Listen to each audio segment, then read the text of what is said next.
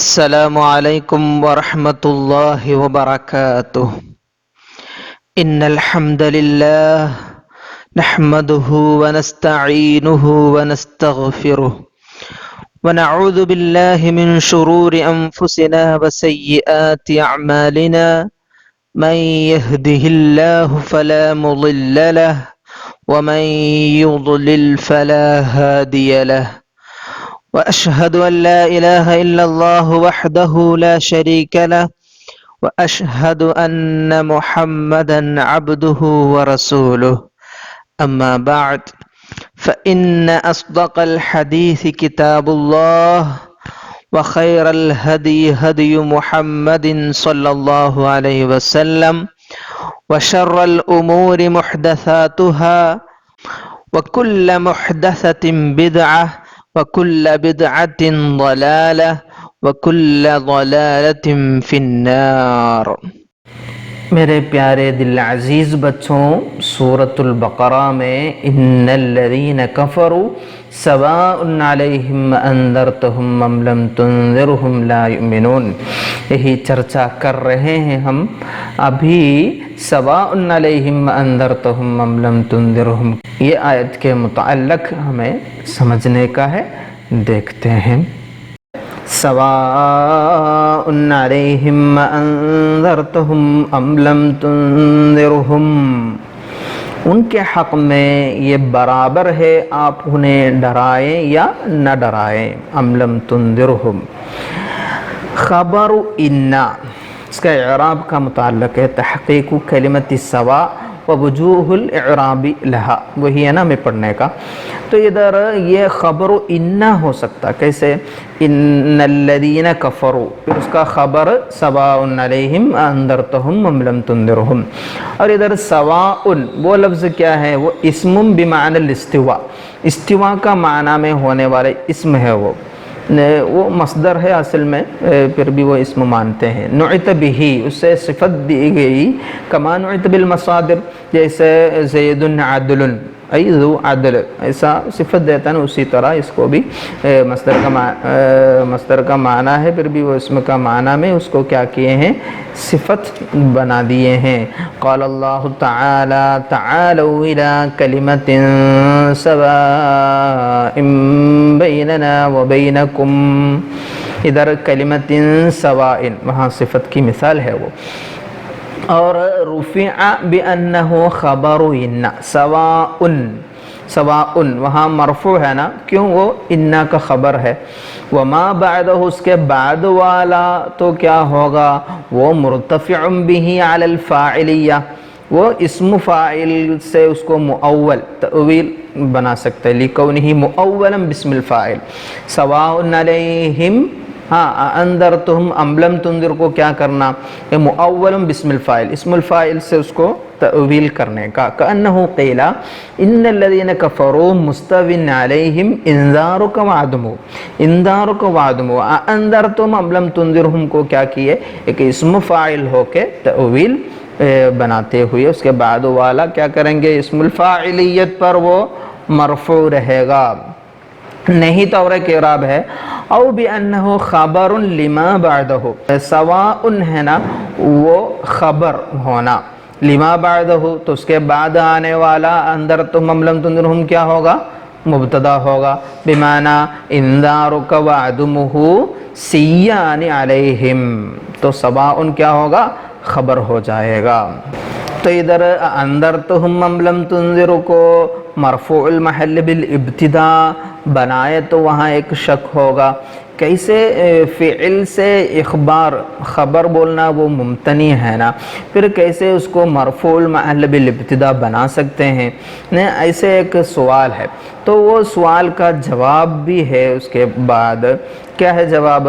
والفعل انما یمتنع الاخبار عنہ، تو فعل کو مخبر عنہ یعنی مسند الیہ بنانا کب وہ ممتنی ہوگا، کب وہ محال ہے؟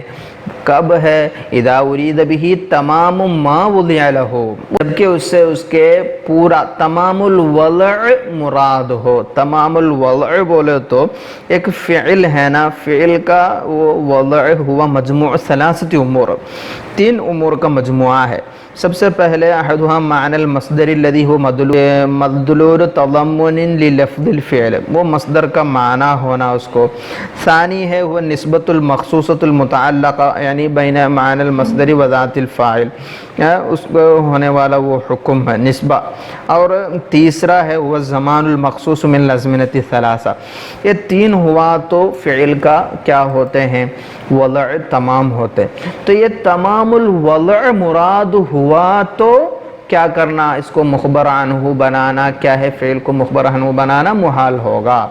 اما لو اطلق به و ارید اللفظ، تو ادھر مطلقاً کہا گیا، نہیں تو اس سے اونلی کیا مراد ہے؟ خالی لفظ مراد ہے، نہیں تو مطلق الحدث المدلول علیہ ضمناً علی الاتساع، حدوث کا وہ معنی مراد لیے جائیں جس پر فعل تضمناً دلالت کرتا ہے، تضمناً دلالت کرتا، ضمناً علی الاتساع۔ تو اس کو کیا کرنا؟ وہ جس پر وہ جس معنی پر وہ دلالت کر رہا ہے وہ مطلق الحدث، وہ معنی حدثی لیا جائے تو کیا ہوگا؟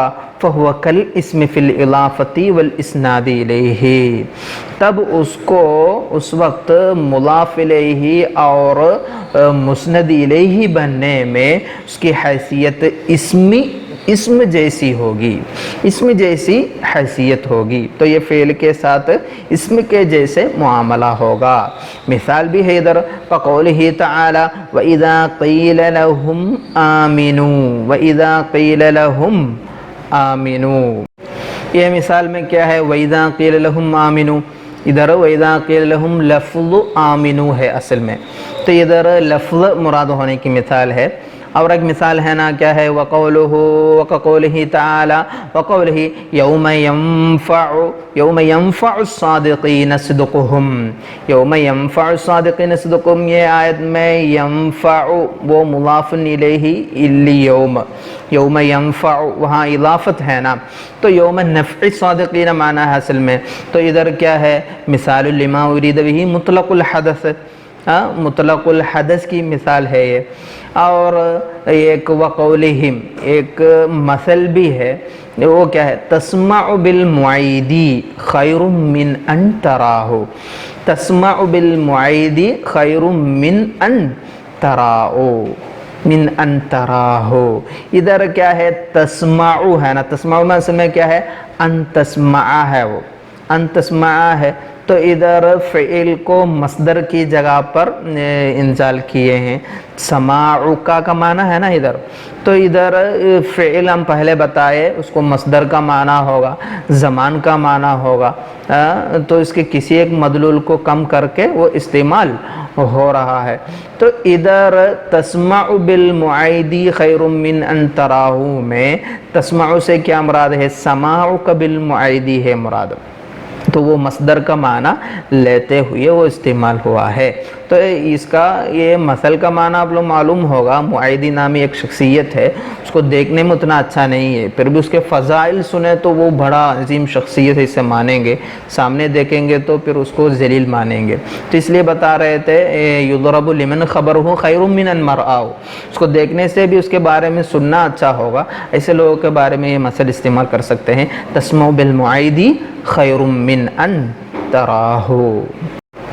اور ادھر ایک بات سمجھنے کا ہے، وَإِنَّمَا عَدَلَ هَاهُنَا عَنِ الْمَصْدَرِ إِلَى الْفِعْلِ، تو اللہ تعالیٰ سواء علیہم انذرتہم ام لم تنذرہم، وہاں مصدر کا معنی ہے تو کیوں فعل کا استعمال کیے؟ مصدر سے ہٹ کر فعل کیوں استعمال کیا؟ وہی اس کا سبب بیان فرما رہے ہیں، لما فیہ من ایہام التجددی، فعل استعمال کیا تو مصدر سے فعل کی جانب کیوں عدول کیا گیا؟ وہی ہے نا سوال، اس کا جواب ہے لما فیہ من ایہام التجدد، تاکہ وہ مخاطبین کے دل میں تجدد کا وہم پیدا کریں گے. فعل استعمال کیے تو ایک تجدد کا پیغام وہ پیدا کرے گا.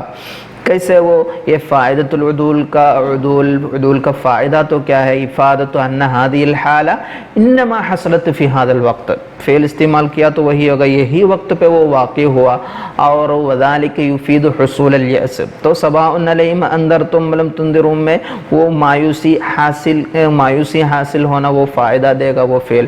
اور وہ قطع الرجاء منہم الذی هو مقصود الآیہ، وہ قطع الرجاء یہ کافر لوگ سے ابھی امید نہیں رکھ سکتے، ایسے ایک معنی مل جائے گا. مصدر استعمال کیا تو لا یفید ذالک، ویسا معنی نہیں ملے گا. اور وحسن دخول الحمزۃ وام سواء علیہم انذرتہم ام لم تنذرہم.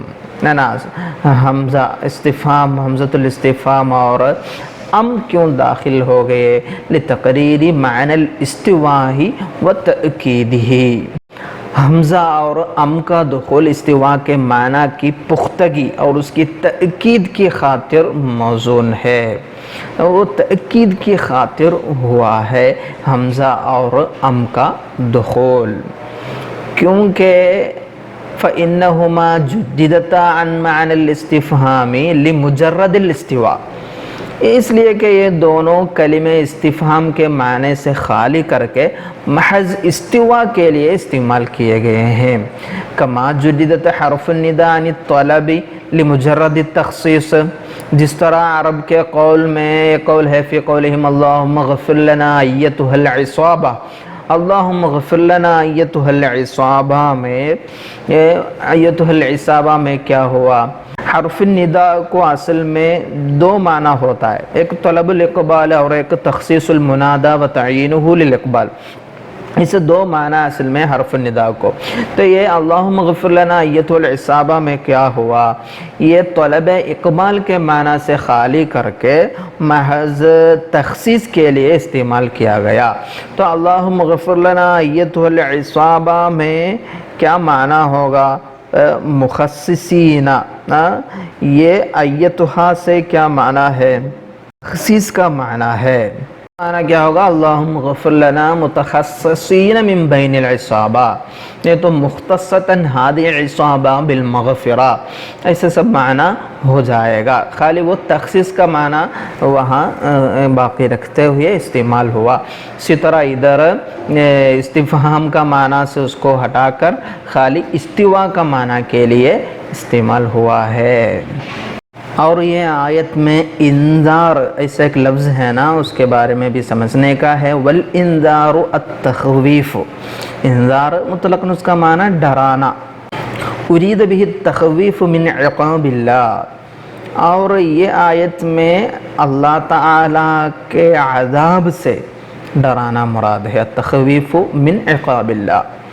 وانما اقتصر علیہ دون البشارہ، اللہ تعالیٰ ان کو یہ ڈرانے پر کیوں اکتفا کر دیا اور بشارت کو کیوں چھوڑ دیا؟ بشارت بولے تو ان کو خوشخبری دینے کا، ایمان لائے تو یہ ہوگا وہ ہوگا، ایسا کوئی بشارت تو ادھر نہیں ہے، خالی ڈرانا انذار ہے. تو انذار پر کیوں اکتفا کیا؟ وہ اس لیے اکتفا کیا کہ لأنه اوقع فی القلب واشد تأثیرا فی النفس، کیونکہ یہ انذار دل میں زیادہ مؤثر ہے، زیادہ تأثیر رکھنے والا ہے. من حیث ان دفع الضرر اہم من جلب النفع، من حیث ان دفع الضرر اہم من جلب النفع، کیونکہ دفع مضرت وہ جلب منفعت کے مقابلے میں اہم ہے. دفع مضرت بولو تو مضرت کو روکنا، دفع کرنا. جلب منفعت بولو تو منفعت کو کھینچ کر لانا وہ مراد ہے. تو دفع مضرت ہے جلب منفعت کے مقابلے میں اہم. اور یہ انذار میں تو کیا ہے؟ مضرت کا دفع کرنا ہی مقصود ہوتا ہے. اور فَإِذَا لَمْ يَنْفَعْ فِيهِمْ، جب ان کے حق میں انذار مفید نہیں ہے، تو کانت البشارہ بعدم النفع اولا، تو بشارت خوشخبری دینا بھی ضرور کیا ہوگا، مفید نہیں ہونا بالاولا ثابت ہوگا۔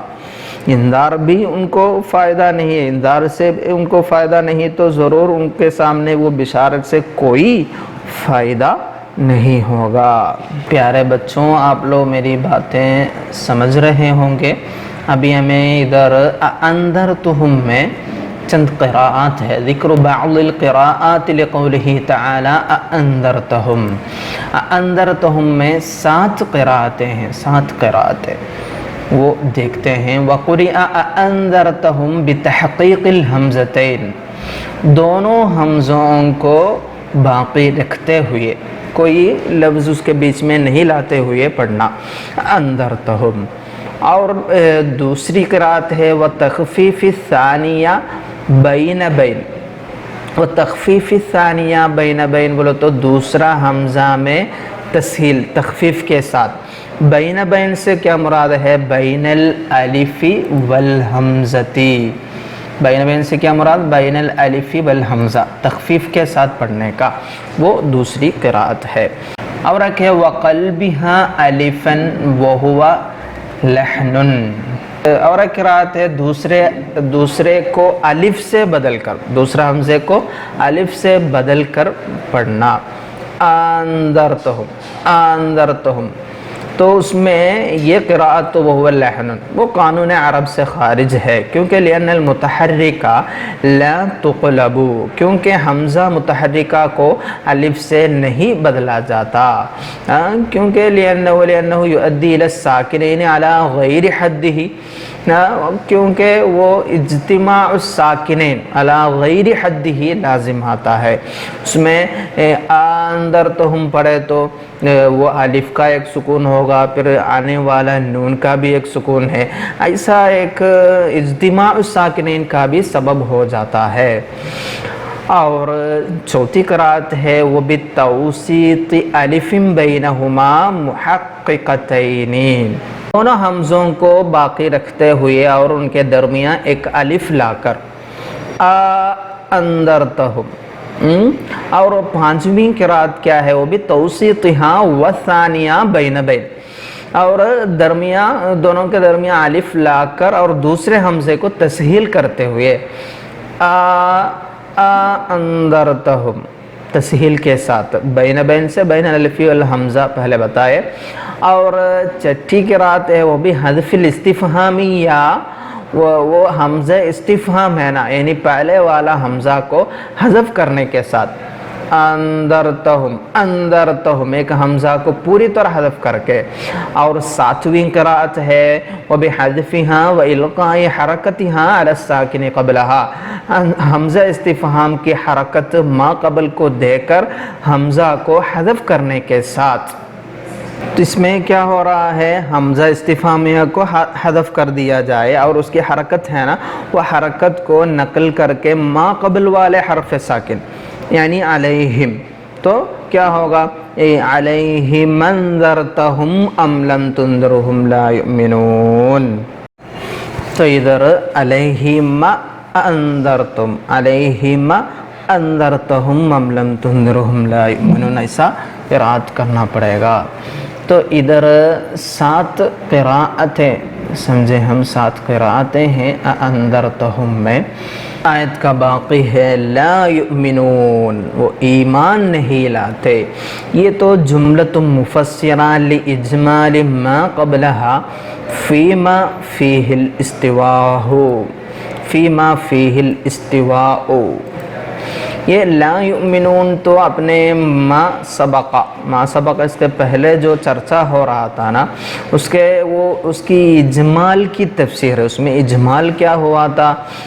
ما فیہ الاستواء، یعنی جس چیز میں انذار اور عدم انذار برابر ہے، اسے بتا رہے تھے نا، اس کی طرف اس کا بیان ہے، اس کی بیان کرنے والا جملہ ہے یہ، تو جس میں استوا ہے، سواء علیہم انذرتہم ام لم تنذرہم، تو اس میں جو مجمل طور پر ذکر کیا گیا تھا اس کی تفسیر ہے لا یؤمنون میں، تو وہ کیا ہے؟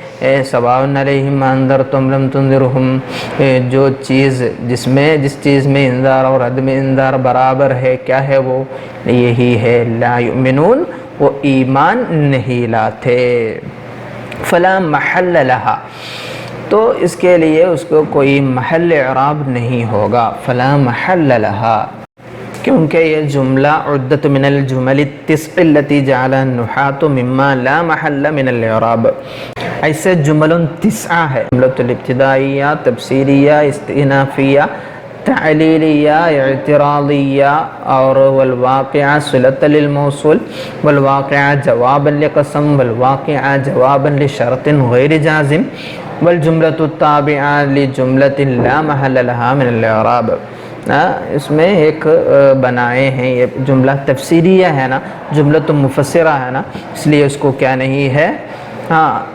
لا محل لها من الاعراب، نہیں تو اس کا اعراب ہو سکتا ہے وحال مؤکدہ، یہ حال مؤکدہ ہے، حال مؤکدہ ہو سکتا ہے، نہیں تو بدل عنہ، نہیں تو یہ جملہ سابق ہے نا، وہ جملہ سے بدل ہو سکتا ہے، او خبر انا، نہیں تو ان الذین کفروا میں جو انا ہے اس کی خبر ہو سکتا ہے، بل جملۃ قبلھا، ان الذین کفروا، پھر اس کے بعد ایک جملہ آیا تھا نا سواء علیہم انذرتم لم تنذرہم، وہ جملہ کیا ہوگا؟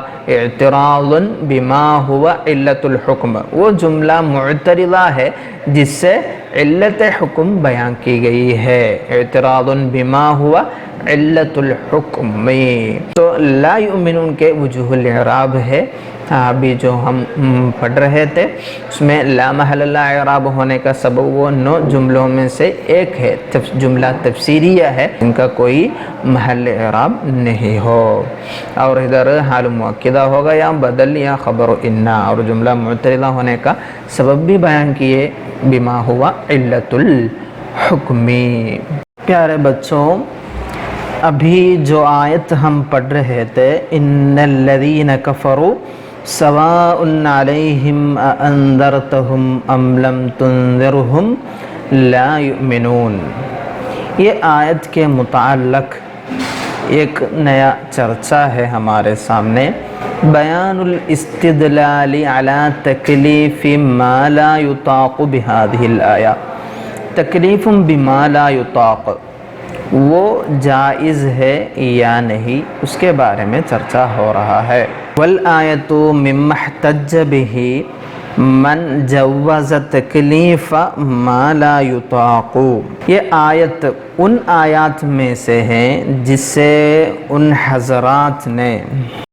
حضرات سے مراد بعض الاشعریہ ہے، وہ لوگ دلیل لیے ہیں، استدلال کیا ہے، جو تکلیف ما لا یطاق، تکلیف ما لا یطاق بولو تو ما لا یطاق سے وہ چیزیں مراد ہے جو انسان کے بس میں نہیں، تو تکلیف ما لا یطاق کو جائز کہتے ہیں، وہ لوگ آیات سے دلیل لیے ہیں۔ کیسے وہ دلیل لے سکتے ہیں؟ فإنہ سبحانہ اخبر عنہم بأنہم لا یؤمنون، اس لیے کہ اللہ تعالیٰ نے کفار کے متعلق یہ خبر دی کہ وہ ایمان نہیں لائیں گے، وَأَمَرَهُمْ بِالْإِيمَانِ، اور پھر انہیں ایمان کا حکم بھی دیا، فَلَوْ آمَنُوا انقلب خبرہ کذبا، اگر وہ ایمان لے آئے تو اللہ کی یہ خبر جھوٹ ہو جاتی۔ شمل ایمانہم الایمان بانہم لا یؤمنون فیجتمع الضدان، اور ان کا ایمان لانا اس بات پر ایمان لانے کو بھی شامل ہے کہ وہ ایمان نہیں لائیں گے، تو ادھر ضدین کا اجتماع لازم آئے گا، تو ان دونوں دلیلوں سے معلوم ہوا کہ جن کفار کو ایمان کا حکم دیا گیا تھا ان کا ایمان لانا محال تھا۔ تو ادھر تکلیف ما لا یطاق واقع ہوا ہے، ایسے بعض الاشعریہ یہ آیات سے دلیل لیے ہیں۔ والحق ان التکلیف بالممتنع لذاته وإن جاز عقلا من حيث ان الاحکام لا تستدعي غرضا سيما الامتثال لكنه غیر واقع للاستقراء۔ ادھر قاضی رحمہ اللہ، ہمارا مصنف رحمہ اللہ ایک فیصلہ کن بات بتا رہے ہیں، وہ بھی سنتے ہیں۔ والحق، حق بات تو یہ ہے، ان التکلیف بالممتنع لذاته، ممتنع لذاته کی تکلیف ہے نا، وَإِن جَازَ عَقْلًا، اگرچہ وہ کیا ہے عقلاً جائز ہو، عقلاً جائز ہے، وہ کیا ہے ممتنع لذاته۔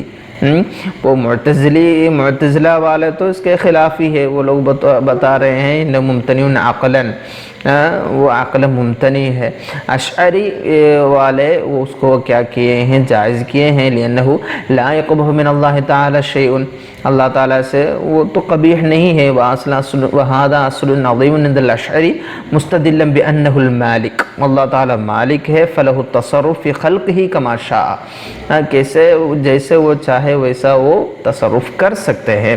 تو اگرچہ وہ عقلاً جائز ہو لیکنہ غیر واقع للاستقراء، لیکن تتبع تلاش سے معلوم ہوا کہ وہ شریعت میں واقع نہیں ہے، واقع نہیں ہے۔ اور اس کے پہلے ایک جملۃ معترضہ بھی ہے، من حیث ان الاحکام لا تستدعی غرضا سیما الامتثال، وہ ممتنع لذاتہ عقلاً وہ جائز ہے بتایا نا پہلے، ایسی ایک حیثیت سے کیا ہے وہ، من حیث ان الاحکام لا تستدعی غرضا سیما الامتثال، ایسی ایک حیثیت سے وہ جائز ہے کہ احکام خداوندی، احکام خداوندی تو کسی غرض کے بالخصوص بندہ کے اطاعت و فرمان برداری کے متقاضی نہیں ہوتے۔ تو اس میں کیا سمجھنا ہے، اللہ تعالیٰ کا احکام ہے نا، وہ احکام معلل بالاغراض نہیں ہے۔ تو اللہ تعالیٰ افعال اور احکام تو معلل بالاغراض نہیں ہے، وہ اس لیے نہیں ہے کہ اگر وہ معلل بالاغراض ہوں گے تو خدا اللہ تعالیٰ کا اپنے احکام و افعال میں متکمل بالغیر ہونا لازم آئے گا۔ کیسے وہ اگر کسی فاعل کے افعال کسی غرض سے وابستہ ہو تو اگر وہ غرض حاصل ہو جائے تو کہا جاتا ہے نا یہ فعل کامل اور انصب ہے، اگر وہ غرض کے معدوم ہونے کے وقت کیا ہوگا، فعل کو ناقص اور نامناسب کہا جاتا ہے۔ تو اللہ تعالیٰ کا حکام تو کیا نہیں ہے، لا تستدعی غرضا، کسی وہ غرض کا متقاضی تو نہیں ہے، خاص طور پر الامتثال، بندے کی طرف سے وہ فرمان برداری کا طلب نہیں کرتے ہیں۔ تو ایسے دیکھیں گے تو یہ حیثیت سے ممتنع لذاتہ ہو پھر بھی وہ کیا ہے عقلاً جائز ہو سکتا ہے، اللہ تعالیٰ سے وہ ایسا حکم ہو سکتا ہے، لیکنہ غیر واقع للاستقراء، لیکن وہ شریعت میں واقع نہیں ہے، وہ ہم تتبع اور تفتش سے معلوم کیے ہیں۔ تو آخر میں مصنف رحمہ اللہ بتائے نا، لیکنہ غیر واقع للاستقراء، یہ ممتنع لذاتہ عقلاً وہ واقع ہونا جائز ہے، کیونکہ اللہ تعالیٰ کے احکام تو کوئی غرض کا طلب کرنے والا تو نہیں ہے، خاص طور پر بندوں کی طرف سے وہ فرمان برداری کا تقاضا نہیں کرتے ہیں، تو وہ عقلاً جائز ہو سکتا ہے تکلیف الممتنع لذاتہ، لیکن غیر واقع، وہ شریعت میں واقع نہیں ہے للاستقراء، استقراء بولے تو تتبع اور تلاش سے یہی معلوم ہوا، اور ولقولہ تعالی لا یکلف اللہ نفسا الا وسعها، ایسی ایک دلیل کے ساتھ امام بیضاوی رضی اللہ عنہ یہ مسئلے میں کیا حق ہے وہ یہ جملے سے بتا رہے تھے، والحق سے شروع کر کے بتا رہے تھے۔ اور ایک جواب بھی ادھر مصنف رحمہ اللہ بتا رہے ہیں، والإخبار بوقوع الشيء أو عدمه لا ينفي القدرة عليه كإخباره تعالى عما يفعله هو أو العبد۔ اللہ تعالیٰ کے کسی شے کے وقوع یا عدم وقوع کی خبر دے دینے سے بندہ کی قدرت کی نفی نہیں ہوتی ہے۔ مثلا اللہ تعالیٰ کا اخبار ہی تعالیٰ ما یفعلہ ہوا بالعبد، اللہ تعالیٰ اور اللہ تعالیٰ کے بندوں کا افعال اختیاریہ کی خبر دینا، اس میں دلیل تو کیا ہے؟ اللہ تعالیٰ نے اپنے افعال اختیاریہ اور بندے کے افعال اختیاریہ کی خبر دی ہے۔ اگر اخبار کو موجب اور نافی قدرت مانتے ہو تو نہ خدا اپنے افعال میں قادر و مختار رہے گا اور نہ بندہ اپنے افعال میں۔ حالانکہ اہل سنہ والجماعت کا عقیدہ ہے کہ عبد اور معبود دونوں فاعل مختار ہیں، کیونکہ ہمارے سامنے بہت ساری آیات بھی ہے، دیکھ سکتے ہیں وما منع الناس یؤمنوا اذ جاءہم الہدی، تو یہ اخبار خداوندی تو نافی قدرت تو اس لیے نہیں ہے کہ اللہ تعالیٰ نے فرمایا وما منع الناس یؤمنوا اذ جاءہم الہدی، یہاں ما استفہامیہ تو انکار کے لیے ہیں، جس کا مطلب ہے کہ لوگوں کے پاس ہدایت کی آئی ہوئی باتوں پر ایمان لانے سے کوئی چیز مانی نہیں ہے۔ اسی طرح اللہ تعالیٰ نے فرمایا فما لہم لا یؤمنون، جس کا مطلب ہے کہ کفار کو ایمان لانا چاہیے، ان کے ایمان کے لیے کوئی شے مانی نہیں ہے۔ تو ان آیتوں میں کفار کے ایمان کے مواقع کی مطلقاً نفی ہو رہی ہے۔ اگر اللہ تعالیٰ کے اخبار بعدم الایمان نافی قدرت اور مانی ہوتا تو مطلقاً ان آیتوں میں مانی کی نفی نہ کی جاتی ہے نا۔ وما منع الناس ان یؤمنوا اذ جاءہم الہدی اور فما لہم لا یؤمنون، تو یہ دلیل سے ہمیں کیا سمجھنے کا ہے؟ والاخبار بوقوع الشیء او عدمہ لا ينفی القدرۃ علیہ، اللہ تعالیٰ کسی شے کے وقوع یا عدم وقوع کی خبر دینے سے بندہ کی قدرت کی نفی نہیں ہوتی ہے۔ تو پھر یہ انذار سے کیا فائدہ ہے؟ انذار کا فائدہ جبکہ معلوم ہے کہ وہ کفار کے لیے نافی نہیں، تو کیا ہوگا انذار کا فائدہ؟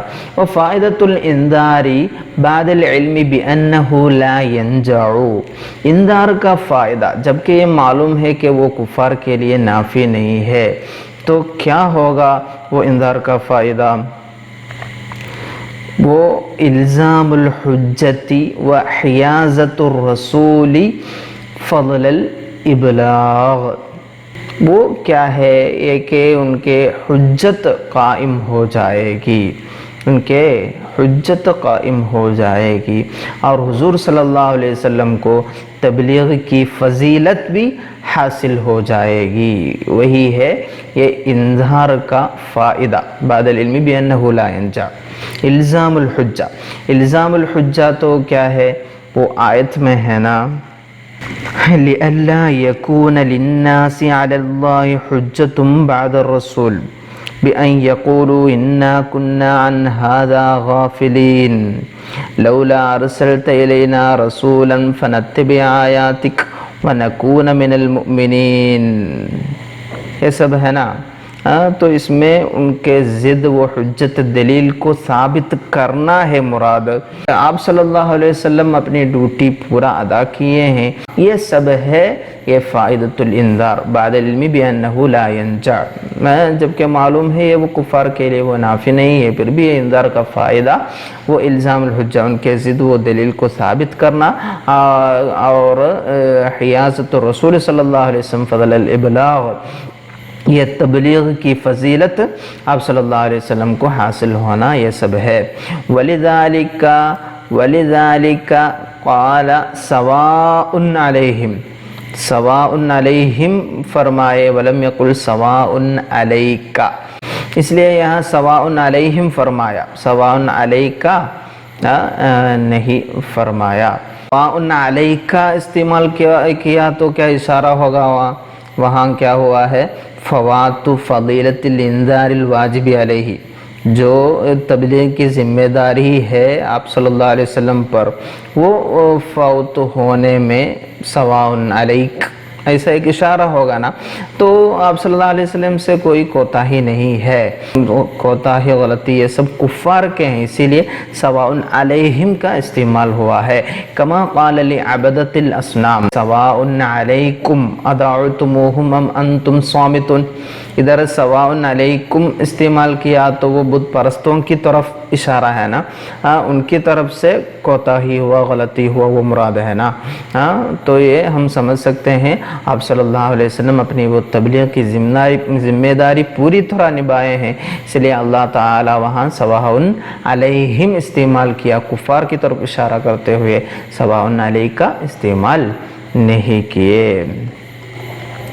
اور باقی ہے وفی الآیت اخبار بالغیب علی ما هو به ان ارید بالموصول اشخاص باعیانہم فہی من المعجزات، اور یہ آیت میں ایک اخبار بالغیب بھی ہے، اخبار بالغیب وفی الآیت اخبار بالغیب علی ما هو به، یہ آیت میں واقع کے مطابق اخبار بالغیب ہے۔